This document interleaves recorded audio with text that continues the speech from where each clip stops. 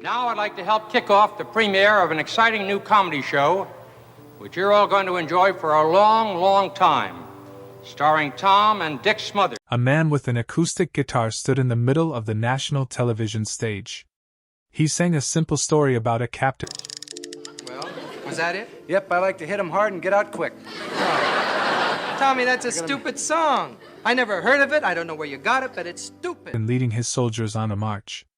But hidden behind those lyrics was a message that caused a TV station to panic. I've been reading up on the situation in Red China, because if everybody's following that, and so I thought I'd follow. That's right, the whole world. And decide to cut the entire segment.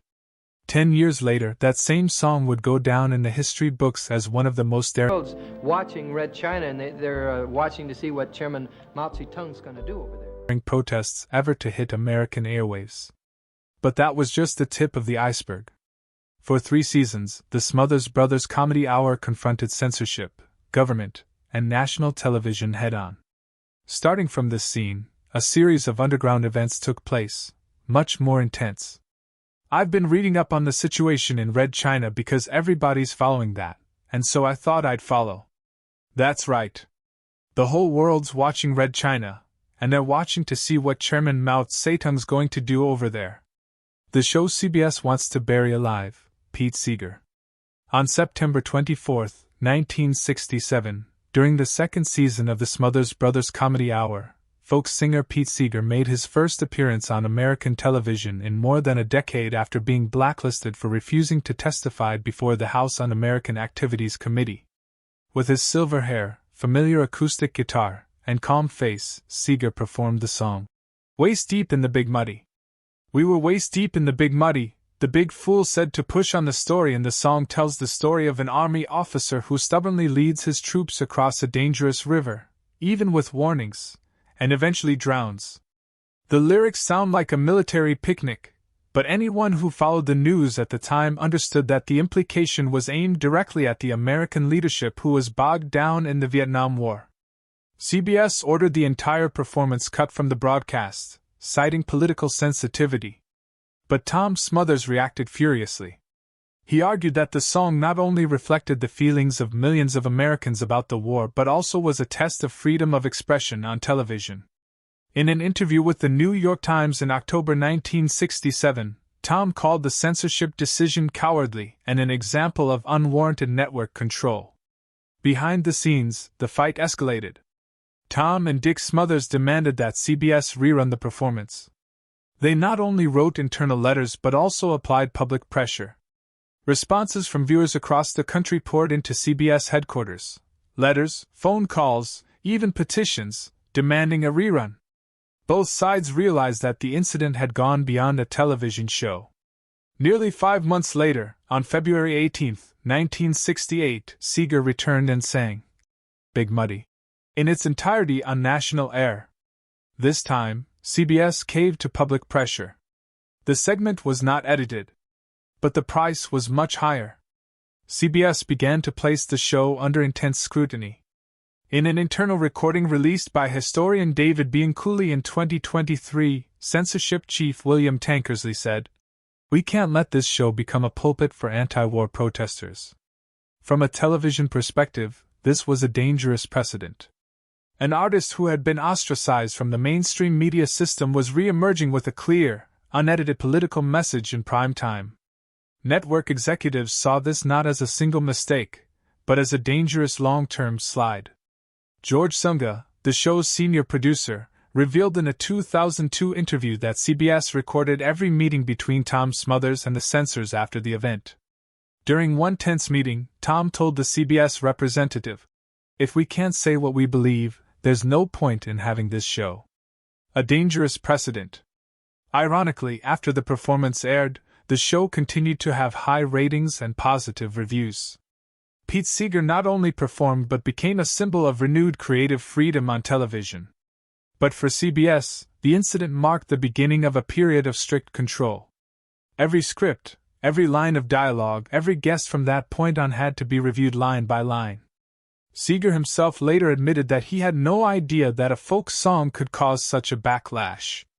But as Tom Smothers himself said in an internal meeting recorded by producer Ernest Chambers, Television is a perception-shaping tool. If they're afraid of a song, it's doing its job. Draft destroyed. On September 15, 1968, the first episode of the third season of the Smothers Brothers Comedy Hour opened with a special guest, Harry Belafonte, a black artist known for his civil rights activism and outspoken anti-war views. He performed "Don't Stop the Carnival," a song with a lively melody that seemed to escape political overtones. But it was the way the show handled the visuals that CBS reacted to. During Belafonte's performance, the producers intercut documentary footage of the August 1968 crackdown on protesters at the Democratic National Convention in Chicago. The violence was clear: police beating protesters, tear gassing, and arbitrary arrests. The images were unblurred, uncut, and accompanied by a cheerful soundtrack that added a sense of cruel satire. CBS orders cut. The reaction from CBS came at an internal preview. Executives immediately ordered the entire segment cut. Tom Smothers objected vehemently, insisting that putting the truth on television was not a disruptive act but a moral duty. But CBS would not budge. According to a September 20, 1968 article in the Washington Post, the network issued an internal memo that the segment could damage the image of the entire network. At a press conference 3 days later, Tom Smothers told reporters, "We didn't add anything to the truth, we just didn't take it away." Letters of protest. At the same time, hundreds of letters of protest were sent to CBS from viewers across the country, many of them from American veterans and college students demanding that the segment be rebroadcast. What was most outrageous was not the removal itself, but what followed. In a 2022 interview with PBS, executive producer Ken Fritz confirmed that the original footage of the segment was intentionally destroyed by CBS rather than simply archived or held in reserve. The goal, he said, was to ensure it would never be replayed, leaked, or used as evidence. It was one of the few instances in American television history where a segment was completely destroyed due to political considerations. Nonetheless, a rough copy of the footage was kept in a personal archive by Tom Smothers. In 2021, the footage was discovered during the preparation of the PBS documentary The Smothers Brothers, Comedy in Conflict. When the documentary aired in November 2022, the original footage was shown to the public for the first time. The backlash was immediate. On social media, many modern viewers could not believe that such a clearly social commentary was ever considered too extreme to air. In the same documentary, media historian Alison Perlman notes, "The destruction of the tape by CBS demonstrates the extent to which they were afraid of a comedy that dared to show reality. They did not want audiences to face the truth, even if it was delivered through a funny song." She also notes that this event can be seen as the culmination of the battle between television censorship and television artists who wanted to use their voices responsibly. Elaine May censorship. On November 10, 1968, during the 7th episode of Season 3, the Smothers Brothers Comedy Hour taped a special written and performed by comedian Elaine May. The segment had nothing to do with war protests or street violence. It was directed at CBS, and it never aired. Elaine May plays a television censor who stands before the camera solemnly reading from a memo listing all the things that are not allowed to be said on national television: war, religion, race, injustice, police, capitalism, and even the mention of the word censorship. The list gets longer and longer as she reads. The pace of the skit becomes more and more frantic. At the end, May's character drops the sheet of paper, looks straight at the audience, and says, "If we're not allowed to say anything important, we're just fooling you with empty jokes." Then she rips up the entire script and leaves the stage in silence. Tom Smothers proposed airing the skit in its entirety, unedited. CBS immediately rejected it. In a meeting with programming director Mike Dan, Tom asked for a reason for the cut. The answer: "It offends the system." As producer Ernest Chambers revealed in a 2023 article in the Journal of Broadcasting and Electronic Media, CBS rejected the skit not because of its specific political content, but because it openly exposed the censorship mechanism they themselves operated. Elaine May never appeared on the show again. Tom Smothers threatened to resign if CBS continued to cut content with strong opinions. In a meeting that was later recorded and released, Tom told CBS executives, "Comedy is not designed to put people to sleep. It may make people laugh, but if they don't think about it afterwards, we've failed." After the scrap segment, CBS implemented an even stricter script-checking process. Every line of dialogue, every musical number, every scene had to be approved days before filming.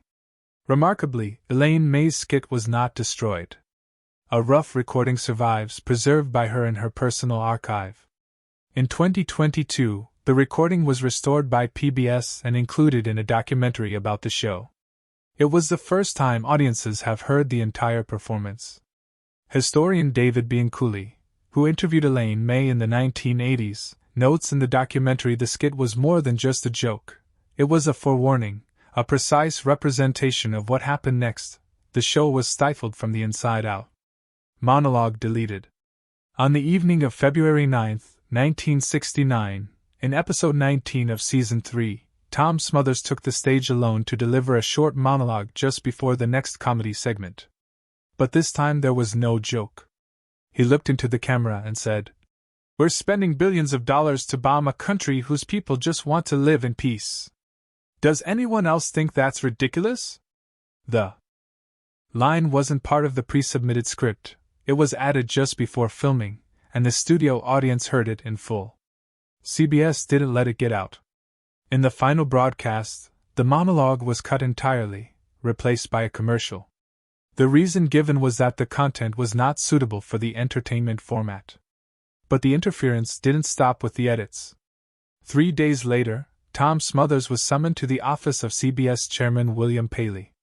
According to his memoir Dangerously Funny, Paley told him bluntly, "You're turning this program into a propaganda newspaper. Stop it or we'll cancel it." Tom replied, "If telling the truth is propaganda, I'd rather be propaganda than be silent." Meanwhile, the reaction from viewers was swift. Many who were present at the taping sent letters to CBS wondering why the speech had been cut from the broadcast. One of the letters, quoted in the Los Angeles Times on February 15, 1969, read, "Why cut out such a simple and reasonable idea? Television is a place where the public should be able to hear a full range of opinions, even if they disagree." What Tom Smothers didn't know at the time was that CBS had been compiling an internal dossier on him since late 1968.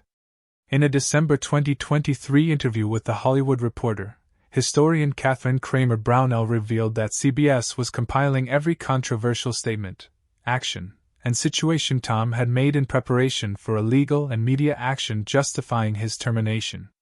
The dossier included a note from censorship chief William Tankersley.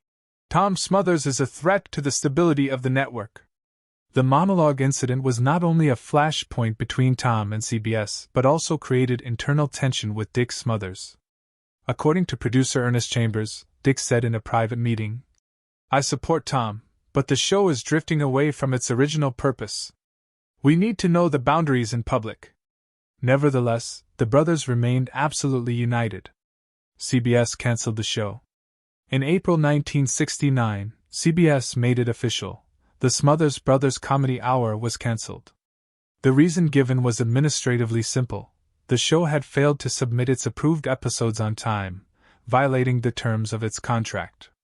But what was going on behind the scenes was far more complex and political. Documents from the later release of the Smothers Brothers vs. CBS lawsuit showed that the Smothers Brothers had submitted tapes on time multiple times, but CBS deliberately delayed approval of the content to create administrative reasons for canceling the show. Tom Smothers provided evidence of tape delivery records and unusually long approval times. Notably, at the time, the show was still among the top 10 most watched shows in the country.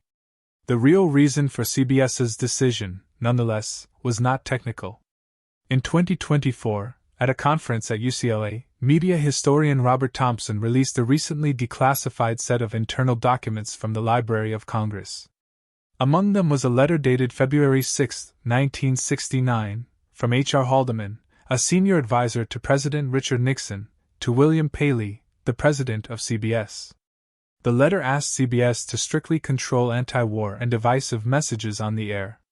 Below, a handwritten note read, The Smothers brothers are out of control. Also included in the documents are transcripts of calls between White House officials that refer to the show as a potential threat to the control of mass media. What the government cannot censor directly, it exerts indirect pressure through sponsors, advertising boards, and high-level relationships with network owners. CBS did not dispute the authenticity of the documents. In a brief statement after the conference, the network said only, "The decision to cancel the show was based on a number of complex factors at the time." This adds to the suspicion that the cancellation was not due to content alone, but rather the result of a coordinated campaign by television executives and the political class bent on controlling public opinion. Tom and Dick Smothers decided to sue CBS for violating their freedom of expression and unilaterally terminating their contract without due process. The case dragged on until 1975, when the Smothers won the case and were awarded $776,300. But according to Tom himself, this was not a real victory. "We won legally, but we lost culturally," he said at a press conference after the trial. "They sent the message that telling the truth is not welcome on television." Since 1969, no entertainment program on national television has been as openly confrontational with the political system as the Smothers Brothers Comedy Hour. Anything that might spark controversy was banned or censored. The effects of the cancellation lasted for years as producers and writers learned the lines. "No politics, no war, no television, the Survivor." The Survivor segments. Not all socially conscious pieces were completely cut from the airwaves. Some were played but only once, then removed from all official recordings or heavily edited in later releases. These pieces did not disappear like Belfont's performance, but they were muffled enough to have no widespread impact. On December 8, 1968, actress Lee French appeared in a short sketch depicting a black man being questioned by police on the street. When he tried to explain that he was on his way home from work, he was pushed against a wall, interrogated, and ended with the words, "I don't know if it's illegal to go home." The segment was presented as a black comedy with no background laughter. CBS allowed it to air but only once. When the show was re-released on tape in the 1990s, the segment was no longer featured. Tom Smothers, in a 1968 interview with Time, confirmed that the network had asked that the scene not be included in any subsequent official recordings. The reason was not the content but that the social context had changed.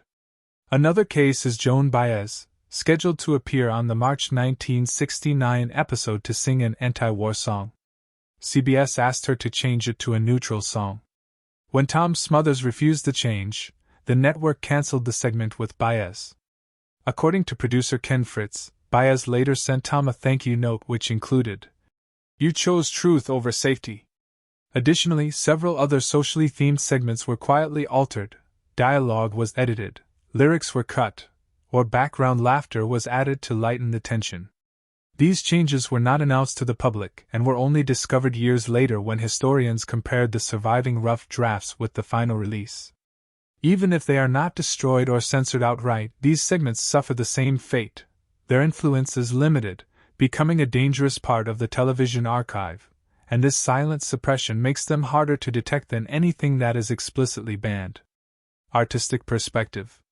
In several interviews since the show's cancellation, Tom has emphasized that he never viewed comedy as escapism. "We're not news," he said, "but if people laugh and don't think about it, then we've wasted their time." This philosophy not only informs the content of each episode but also informs every decision he makes, from leaving controversial statements untouched to protecting guests with social messages.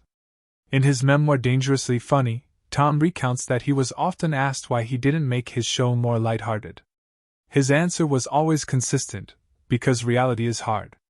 He saw television as a place where the public could have a conversation, even if that conversation was uncomfortable or offensive. For him, comedy only had value if it dared to address something that society tried to ignore. The show's influence didn't stop in the 1960s. The producers of Saturday Night Live, The Daily Show, and Last Week Tonight have all acknowledged that they learned from the Smothers Brothers that comedy could be a political response, not just entertainment. Tom Smothers laid the foundation for how modern television comedy approaches social issues, not by ducking, but by taking a clear stand. Thank you for sticking around. What was once forbidden, hidden, or thought forgotten is now being seen with clearer eyes. If you think these scenes are worth revisiting, if you believe television should not only entertain but also remind us of the things that were once suppressed, leave a comment below. What do you think would happen if this show were aired today? Don't forget to like if you think this content needs to be shared more widely. Subscribe so you don't miss out on other stories that have been hidden. And if you know someone who needs to see this scene again, share the video with them because sometimes all it takes is one rewatch, and nothing will ever be the same again.